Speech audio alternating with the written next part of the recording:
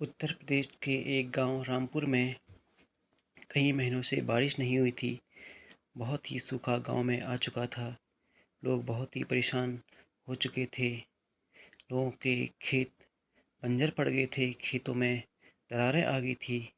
न तो उसमें हल चलाने लायक बचे थे, न तो बुआई के लायक बचे थे, क्योंकि पानी का कुछ भी साधन बचा हुआ नहीं था।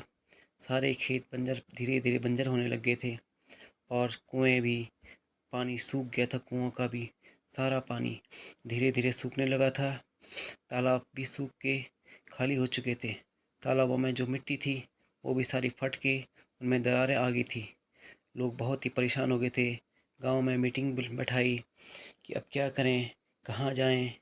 ऐसे में तो हमारा सारा जीवन बर्बाद हो जाएगा। कहीं लोग बाहर जाने की तैयारी में आ चुके थे। तभी गांव का एक लड़का भोलू अपने पापा से, पिताजी पिताजी पिताजी हम कहाँ जाएंगे इस गांव में, अब यहाँ तो बारिश भी नहीं आ रही है, कुएं सूख चुके हैं, बिना पानी के कैसे होगा पिताजी, पिताजी बताओ ना पिताजी।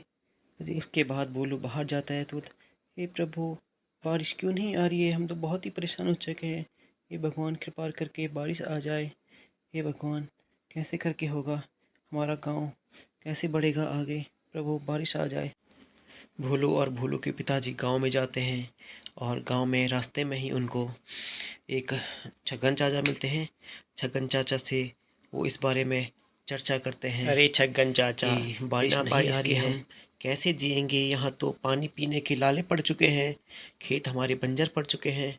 छगन चाचा क्या होगा, आप कुछ बताओ, हमें कोई उपाय बताओ जिससे बारिश आए गांव में। कृपा करके छगन चाचा, नहीं तो हमारा जीना मुश्किल हो जाएगा। छगन चाचा कृपा करके बता दो। छगन चाचा जी कृपा करके बता दो। अरे बेटा, तुम चिंता क्यों करते हो, बारिश ज़रूर आएगी। बिना बारिश तो भगवान के घर देर है अंधेर नहीं। चिंता मत करो बेटा, बारिश आएगी आएगी बेटा, बिल्कुल आएगी। हम लोग भगवान के पास चलते हैं, भगवान से पूजा पाठ करके उनसे बारिश के लिए मिन्नत मांगते हैं। चलो बेटा। तभी अचानक से रात तभी को लोग बिजली मंदिर में चमकती जाते है हैं, और तूफान भगवान जी से आने प्रार्थना लगता करते है हैं और रात को कि हे बहुत ही प्रभु, भयंकर जल्दी से जल्दी बारिश हमारे झम गांव झम में झम बारिश झम आए। करके आने नहीं लगती तो है। हमारा गांव पूरे चारों तरफ सूखे की पानी मार से पानी हो जाता है, चारों तरफ झेल बिजली नहीं बिजली पाएगा। चमकने कृपा लग करके जाती प्रभु है बारिश आ जाए और प्रभु। बारिश की प्यारी प्यारी बूंदें नीचे झमाझम करके बरसती रहती है पूरे गांव में, और सारे गांव में खुशियों की लहर दौड़ती है कि वाह, आज तो भगवान ने हमारी सुन ली है।